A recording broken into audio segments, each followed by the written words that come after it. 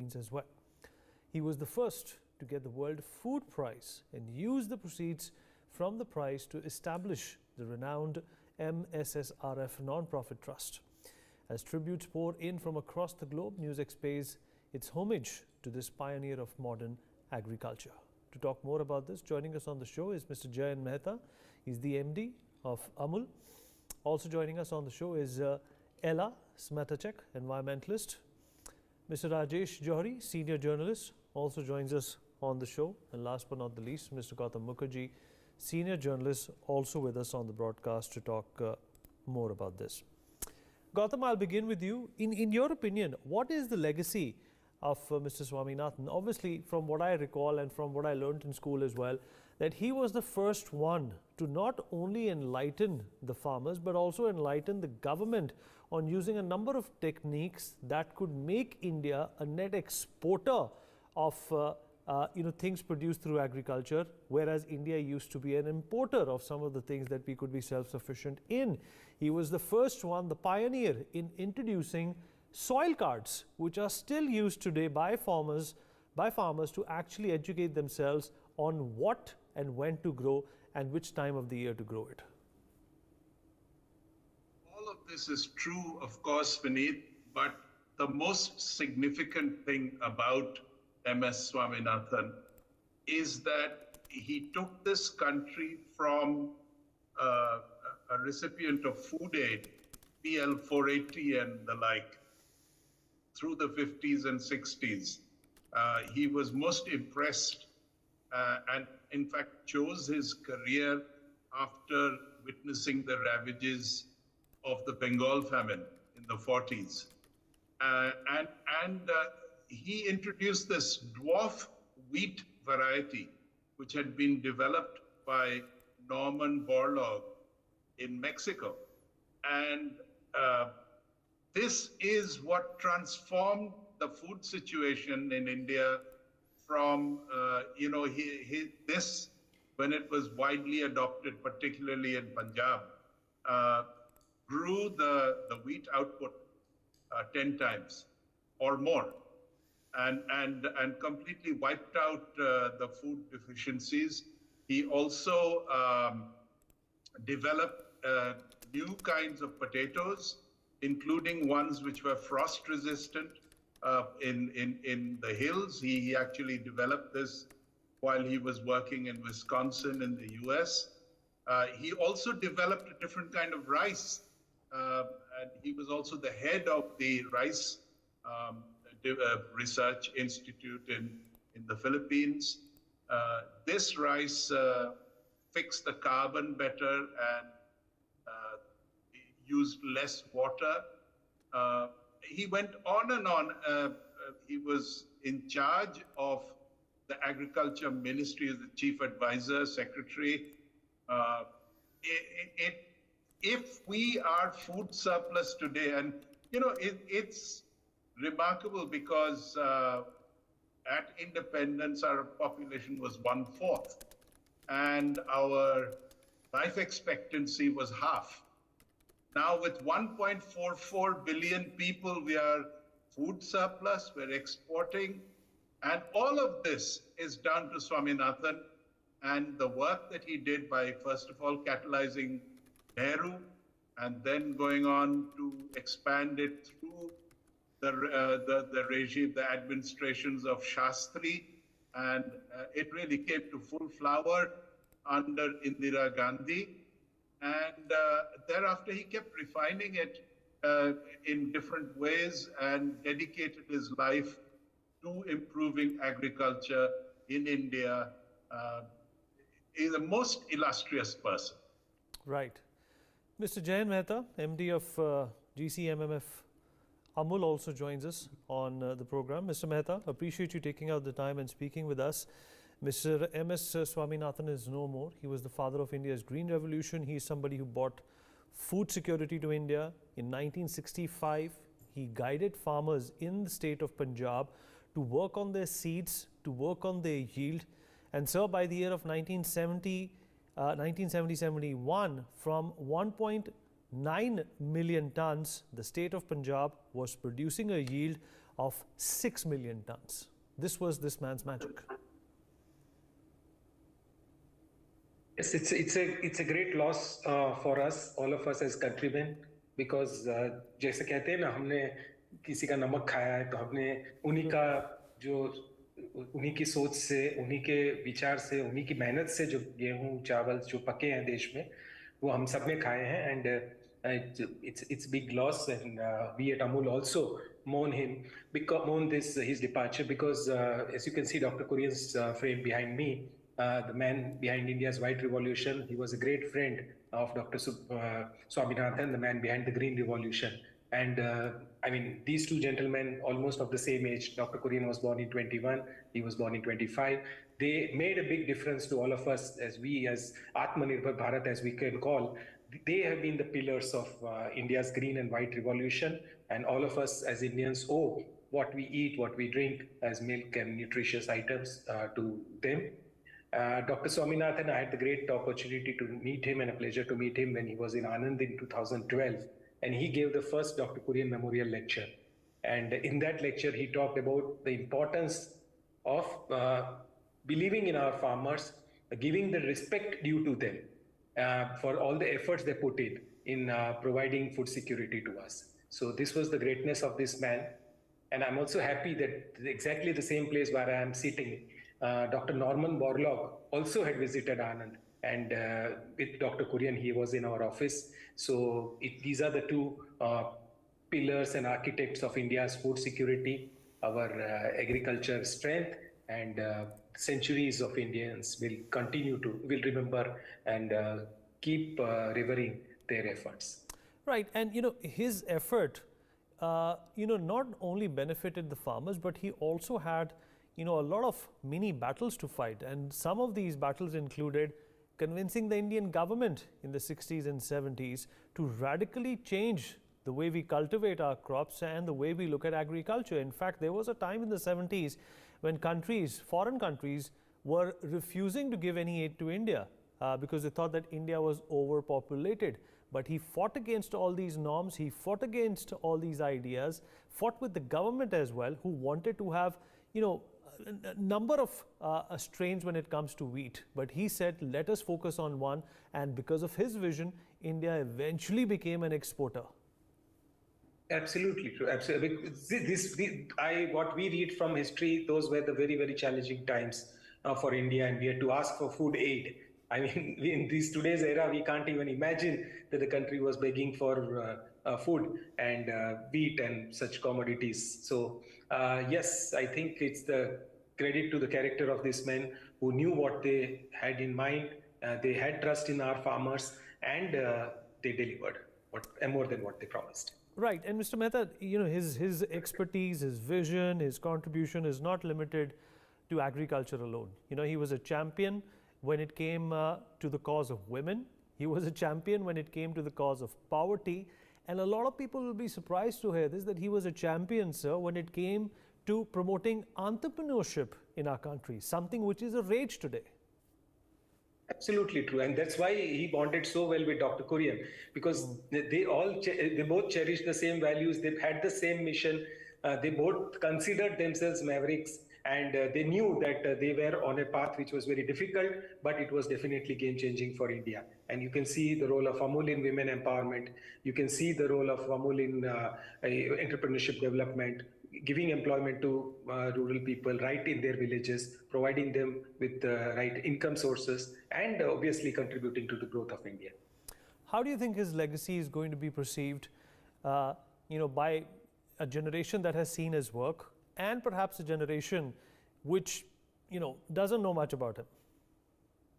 Yes, no, we really need to talk about this, and what you articulated a few minutes back is actually the story which every Indian should know. I mean, it's there in our textbooks, but it should be more there in our conversations, and obviously people should know, and the young generation and the new generation should know what it takes to produce a grain of wheat or rice or any of the agricultural crops, and the efforts the farmers take, the science which goes behind it, And nutrition will always remain a very important part of our lives. So I'm sure generations will continue to respect, remember, and also learn from all what they did over their lifetimes. All right, Mr. Mehta, appreciate you joining us. Thank you so much for your thoughts and your insight. And you're perhaps one of those lucky ones who had the pleasure of meeting Mr. Swaminathan as well. Thank you so much, sir, for taking out the time. Mr. Jauhri, if you're there with us. Mr. Rajesh Jauhri, if you can hear me. Yes, yes. Right. How is the legacy of Mr. Swaminathan going to be perceived from here on? More needs to be taught about him. More needs to be done and shared, on how he was able to, in fact, change India's perception, change India's fate when it came to the Green Revolution, and of course the incredible work that he did with farmers and changing their mindset, which was absolutely staunch at that time, was nothing short of a miracle. Vineet, first of all, saluting that great legend. I must say that our country is very fortunate to have two legends, Dr. Kurian and Mr. Swaminathan, because both these persons changed the country to great dynamics. They made us feel proud, and we were the beggars. I'm sorry to use this word for grains, for our food items, and now we have become exporters. So my father used to tell me that we have US and other countries used to send wheat and rice and other grains to our country. And I must tell this in front of our audience that Gajar Ghas is a very big problem for our country just because of that the wheat that used to come from US. Now Gajar Ghas has become so much prevalent all over the country, everywhere, whether it is an urban place or a rural area, you will find it, and it is damaging health. It is deteriorating. It is affecting us very badly. Secondly, we must actually, he showed us the path of optimum use of the resources. Our country was not lacking of any resources. We were having land, we were having all types of climates, we were having every thing that was needed for a great cultivation, but we were not able to use it. And Mr. Swaminathan was a person who showed the path to this country, and it was his miracle. It was the miracle of his thoughts that in the very first year we were able to triple the production. That means 3 times the production was increased in wheat and some other crops. And one more thing, you were just saying that he not only benefited farmers but others also. So it is, you said it said the very correct sentence, because our country is a agro-based country. India lives in villages. Bharat lives in villages. Bharat lives in rural areas. So majority of the population is 70% population is engaged directly or indirectly in agriculture. So if this legend has benefited the farmers, that means he has benefited the whole country. And today it will not be an exaggeration. Whatever progress, whatever good things we are seeing today are because of these two great legends. And as far as Mr. Swaminathan's contribution is concerned, the country will always remember it. And you are right, and our previous speakers were also right, that more and more one chapter should be dedicated to Mr. Swaminathan and one chapter to Mr. Kurian, so that the next generation must understand who were the people, who were the persons because of whom today we are going to be leaders of the world. Right.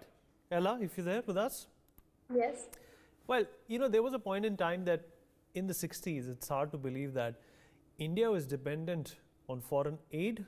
There was not enough food, to feed the people, the poor of India. In 1966, Indira Gandhi gave the charge to Mr. Swaminathan and said, you do what you think is right. And within 10 years, this man was able to transform India's agricultural landscape. Not only that, he in fact brought in a variety of seeds and cultivation methods from countries like Israel and Japan and the United States, which were used in India, and the potential that we had exploded under his watch. We need more people like him. We need more geniuses like him. Absolutely agree. I think what he did for our nation deserves the Nobel Prize. And we often hear about the Green Revolution, but we don't talk about Dr. Swaminathan. So I think I really agree with the panelists that we should work on inspiring others, to do things that he did, because he was a trailblazer. And of course, I mean, we do have a lot of scientists now, and it's important for them to think about the environment when they work on their policies, work closely with the government, but then also make sure that we're doing the best for society. And right now, there's just such a lot of pesticide use, there's such a lot of chemicals being used. So someone with a very holistic approach, but an approach that benefits both the environment and society, and our genetic gene pool, not just the agricultural genetics, but our own genetics, because they're both, at risk of being affected. So we need to keep international poisons out, we need to keep Bayer out, we need to keep Monsanto out. We've got to work on our own traditional ways of farming. And I think we would need hundreds of Dr. Swaminathans, hopefully, and I'd really like to see, a large memorial made for him. Right, Gautam. But how is his MO? How is his genius supposed to be honored now that he's gone? In terms of educating, the millennials, the Generation X, from understanding that they all are able to enjoy this food security, is because of a man who thought differently, almost half a century ago. Well, now, people tend to take for granted what is the situation today. There is quite a lot to be done in terms of diversifying our agriculture, modernizing it, which is sort of pending because of various pulls and pressures politically. Swaminathan was a person who was a man of destiny, came into the picture at a critical moment and was able to persuade all the powers that be to work with him to bring this about. For example, it all started with Borlaug visiting, because Rockefeller Foundation financed a research project in Mexico, which grew this dwarf wheat. And then, Nehru wrote to the Rockefeller Foundation. Borlaug visited, he went back, and he sent us 100 kilos of seeds. And that's where it began. But then the agriculture minister of the time, Subramaniam, he imported 250 tons of the same seed. Swaminathan blended it with Japanese varieties, and the rest is history. Now, today we are at a different stage in the proceedings, agriculturally, environmentally, climate change-wise, water utilization-wise. We need people, but it is a multi-pronged requirement now, very different from just the difference between starvation and plenty, which is what Swaminathan tackled. But the fact is, for one man to move such mountains is remarkable. Today we can honor him with the usual dedication of universities after him, research papers after him, prizes after him, and the like, and certainly acknowledge the sort of pivotal role that he played in a posthumous capacity. Right. Okay. Mr. Jauhri, honoring the legacy of Mrs. Swaminathan, how is that going to be an important agenda for the government as well? The Prime Minister has also paid homage to him today. Yes, it is the duty not only of President, Prime Minister, or the important persons of the country, but every citizen of the country, because what he has given us is pride. We are today. My parents, grandparents were not living with pride when we used to import. We used to be on the mercy of the people in the first world countries. So this pride he has given. So we must, every person must pay homage. Secondly, about his contributions. So not only Dr. Swaminathan, but every legend in this world comes here, contributes what he for the society, and leaves the world. This is the law of nature. But it is the duty of every citizen of the coming generations to first of all remember him or her contributions, and take the legacy forward. Lastly, I would like to say that research, development, and these things are like relay race. Dr. Swaminathan was bearing a baton, and he ran for 100 meters. Then now he has handed over the baton to other persons. So now he has 140 crore people. He has handed over that baton. Now it is our duty. Some of us must come forward. Some of us must hold that baton, and we must complete our 100 meters. So thus we'll pass that baton to the next generation in a better way. But one thing, the other face of the coin, but see, it is not today we must not be busy in criticizing anything. But the other phase of that development, green revolution, was cancer train. So we must, as Ms. Ella just mentioned about pesticides, about the harmful elements which we are using in the agriculture, which are we are able to get many more times, 10 times, 15 times production, but at the same time we are destroying health. We are destroying and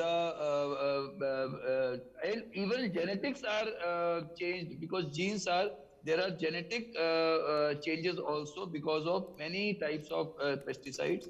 So this is also, but at the time when Dr. Swaminathan and his aides, his co-researcher, when they were doing that was the need of that hour.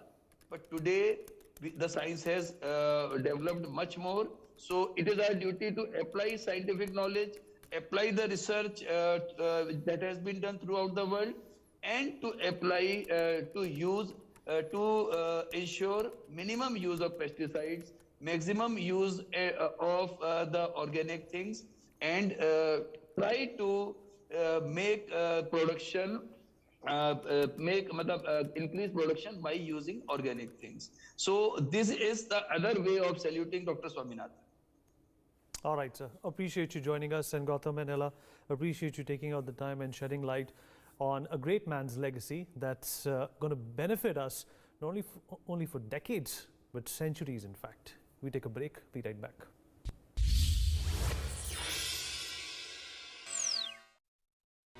गोवंश के संरक्षण का पूरा किया वादा, निभाया वादे से ज्यादा। पहली मैं यहाँ बेरोजगार रहा हूँ, और रिटायर के बाद ये जो पेंट यूनिट